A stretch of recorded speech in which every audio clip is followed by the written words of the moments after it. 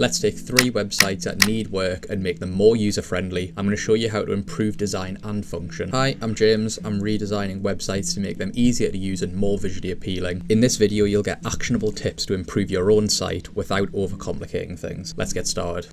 So the first website we're doing is Ember. They're a contemporary restaurant with an award-winning head chef and they're aiming for a Michelin star. Alright, so what's good about this site? They have images of their food front and center, as well as having a book now button. And this seems to be the purpose of their website, to use it as a tool to get more bookings. So I'll keep this in mind when I come to do the redesign. Alright, so what's holding it back then? First off, the website's not synonymous with their high standard of dining experience. And this is caused by the poor quality images, as well as the images being cut off at the top and bottom. There's also quite a big block of text at the bottom of the website, so we'll be using some basic typography techniques to make it more legible and just easier to read. I'm going to start off by giving it a cream background, and I'm then going to bring in my new header. I've decided to go for a serif font for this one. Again, I feel like it just relates back to that fine dining experience, gives it a bit more elegance. Next, I'm going to bring in the subheadline. This is just like a little bit of extra information just to sort of describe what the restaurant's about. Just at a glance in one sentence, you get a vibe of the type of restaurant you're looking at. And we're going to set this to 70% opacity so it's not fighting for visual attention. Coming back to one of the great points about their current website is that they have the book now button right in the middle. So I'm going to bring that in now, and I'm just going to give it a slightly different title, round the edges, and give it an arrow. I'm going to bring in their logo and make this black to match the text.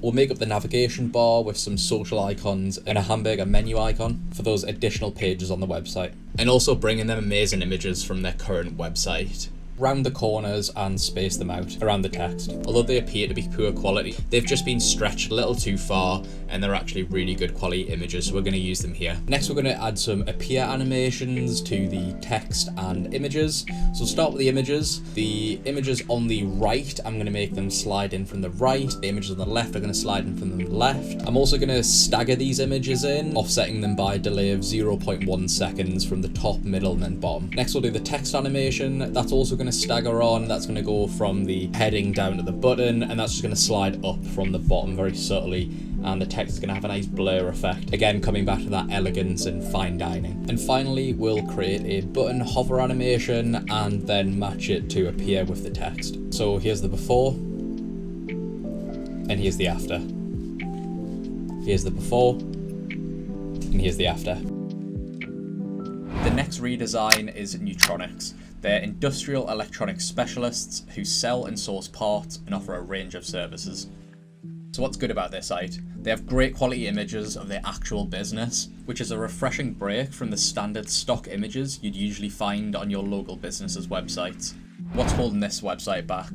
There's quite a lot of text when you load up the homepage, making it quite hard to navigate. The website also feels quite outdated, which doesn't give an amazing first impression for a technology-based company. Let's start with the background color. I'm going to go for a dark theme for this one, just to fit with that tech vibe. I'm going to give it a little tint of blue and then add on this subtle grid. Then I'm going to add this blue glow to the bottom as well. Next we'll add in the title and I'll just give it that subtle gradient. Again, just fitting with that tech vibe. And then the sub headline, and again, knock that down to 70% opacity. And then I want to keep the search bar from the original design. And we'll set up the text like this and space them across. And then we'll add in our margins. Next, we'll put in the navigation bar, and then for the bulk of the information, we'll use these cards here. We've got a little blue gradient, and then I've kept the original images from the current website. Next, we'll set up some animation. So first off, I want these cards to slide in from the bottom, and we'll keep the same animation for the text and buttons. And if you're ever setting up a navigation bar like this, the logo on the left, the text links in the middle, and the button on the right, you ensure the button on the right and the logo on the left are the same width. To do this, you can put the smaller one of the two inside of its own box and fix that width to the same as the other one. This will keep the navigation text links in the center. So here's the before and here's the after. Here's the before and here's the after. Final redesign is for Husk. They're a laid-back coffee shop run by a young couple in the heart of Sheffield. So what's good about their site? Well, there's a lot of amazing images and an interesting layout, and they really do get their personality across on this website.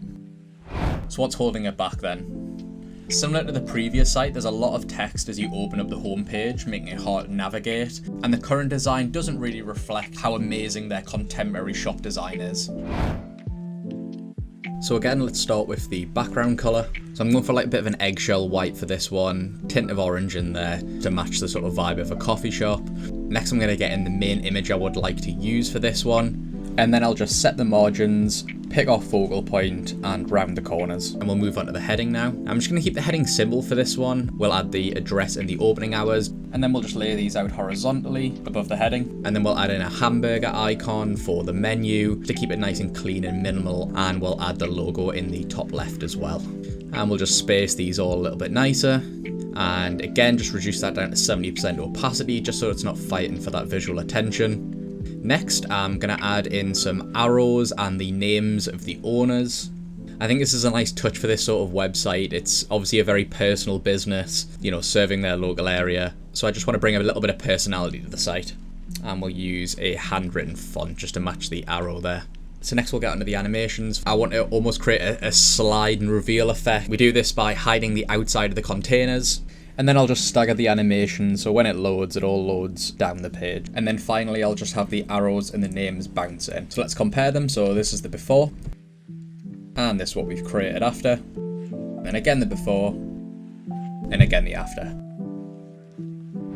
And there we have it. Here are the 3 redesigns. You can see the before and afters of each one. Let me know which one of these 3 redesigns is your favourite, and if you would have done something different or just taken a completely different route on one of these redesigns, let me know your thoughts as well. I hope you enjoyed, and thanks for watching.